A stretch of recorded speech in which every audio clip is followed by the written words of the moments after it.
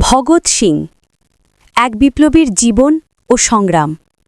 ভারতের স্বাধীনতা আন্দোলনের ইতিহাসে ভগৎ সিং একটি অমর নাম। তিনি শুধু একজন বিপ্লবী স্বাধীনতা সংগ্রামেই নন, বরং ছিলেন নতুন প্রজন্মের অনুপ্রেরণা। তার জীবন ছিল দেশপ্রেম, ত্যাগ ও বিপ্লবী চেতনায় ভরপুর। প্রায় ২৩ বছরের অল্প জীবনে তিনি এমন এক দৃষ্টান্ত স্থাপন করে গেছেন যা আজও স্বাধীনতা সংগ্রামের প্রেরণা হিসেবে কাজ করে। নিচে তার সংক্ষিপ্ত জীবনী উপস্থাপন করা হল। জন্ম ও পারিবারিক পটভূমি।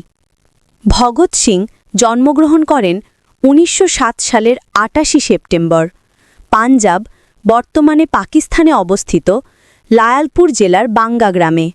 তার পিতা কিষণ সিং ও কাকা অজিত সিং এবং স্বর্ণ সিং ছিলেন সক্রিয় স্বাধীনতা সংগ্রামী। পরিবারের এই বিপ্লবী পরিবেশ ছোটবেলা থেকেই তার মনে জাতীয়তাবাদ ও ব্রিটিশ বিরোধী চেতনার বীজ বপন করে। শৈশব ও শিক্ষা। ভগৎ সিং ছোটবেলা থেকেই অত্যন্ত মেধাবী ছিলেন।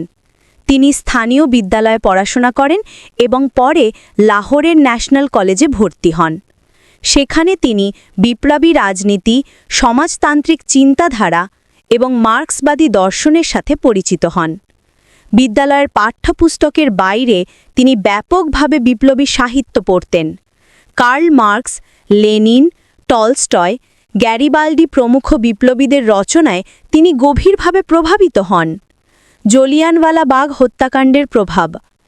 ১৯১৯ সালে ঘটে যাওয়া জলিয়ানওয়ালা-বাগ হত্যাকাণ্ড ভগৎ সিংয়ের মনে গভীর দাগ কেটে যায়। তখন তার বয়স মাত্র ১২ বছর। লাহোরে পড়াশোনা করার সময় তিনি বহুবার সেই বাগে গিয়ে নিহতদের স্মৃতি শ্রদ্ধা নিবেদন করতেন। এই ভয়ঙ্কর হত্যাযজ্ঞ তাকে ব্রিটিশ বিরোধী সংগ্রামে যুক্ত হতে অনুপ্রাণিত করে। বিপ্লবী সংগঠনে যোগদান। ভগৎ সিং প্রথমে হিন্দুস্তান রিপাবলিকান অ্যাসোসিয়েশনের সঙ্গে যুক্ত হন। পরে এই সংগঠনের নাম পরিবর্তন করে রাখা হয় হিন্দুস্তান সোশ্যালিস্ট রিপাবলিকান অ্যাসোসিয়েশন। এখানে তিনি চন্দ্রশেখর আজাদ, সুখদেব, রাজগুরু, বটুকেশ্বর দত্ত প্রমুখ বিপ্লবীদের সঙ্গে ঘনিষ্ঠভাবে কাজ শুরু করেন। ভগৎ সিংয়ের লক্ষ্য ছিল শুধু ব্রিটিশ শাসন উচ্ছেদ নয়, বরং একটি শোষণমুক্ত সমাজতান্ত্রিক রাষ্ট্র প্রতিষ্ঠা করা।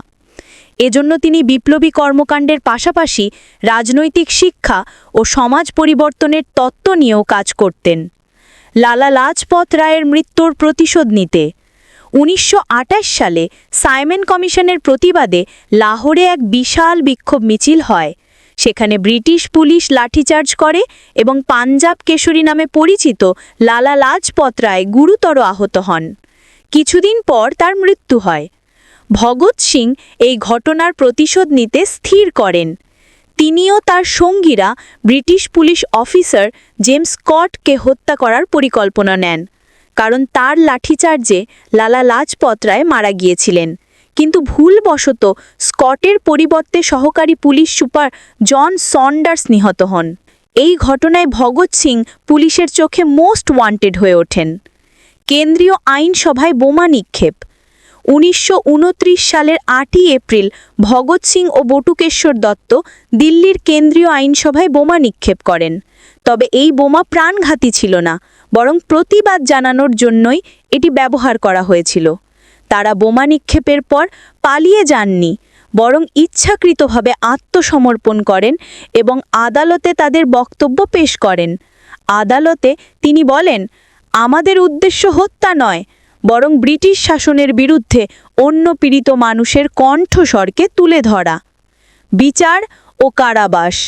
ভগৎ সিংয়ের বিচার চলাকালীন তিনি ব্রিটিশ আদালতের সামনে নির্ভীকভাবে নিজের বক্তব্য রাখেন।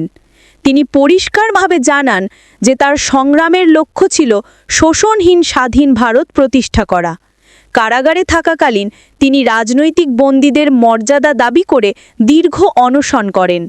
তার এই অনশন সারা দেশে আলোড়ন সৃষ্টি করে। মৃত্যুদণ্ড ও শহীদি। জন সন্ডার্স হত্যার মামলায় ভগৎ সিং, সুখদেব ও রাজগুরুকে মৃত্যুদণ্ড দেওয়া হয়। ব্রিটিশ সরকার দেশব্যাপী প্রতিবাদ আন্দোলন সত্ত্বেও তাদের ফাঁসি কার্যকর করে। 1931 সালের 23শে মার্চ লাহোর সেন্ট্রাল জেলে 3 জনকেই ফাঁসি দেওয়া হয়। পরের দিন ভোরে তাদের মৃতদেহ গোপনে দহ করা হয়। ভগৎ সিংয়ের চিন্তাধারা। ভগৎ সিং ছিলেন এক প্রগতিশীল চিন্তাবিদ। তিনি বিশ্বাস করতেন যে শুধু রাজনৈতিক স্বাধীনতা যথেষ্ট নয়, সমাজ ও অর্থনীতির ক্ষেত্রেও মুক্তি দরকার। তার রচনা আমি নাস্তিক কেন, why I am an atheist, তার দার্শনিক দৃষ্টিভঙ্গির পরিচয় বহন করে।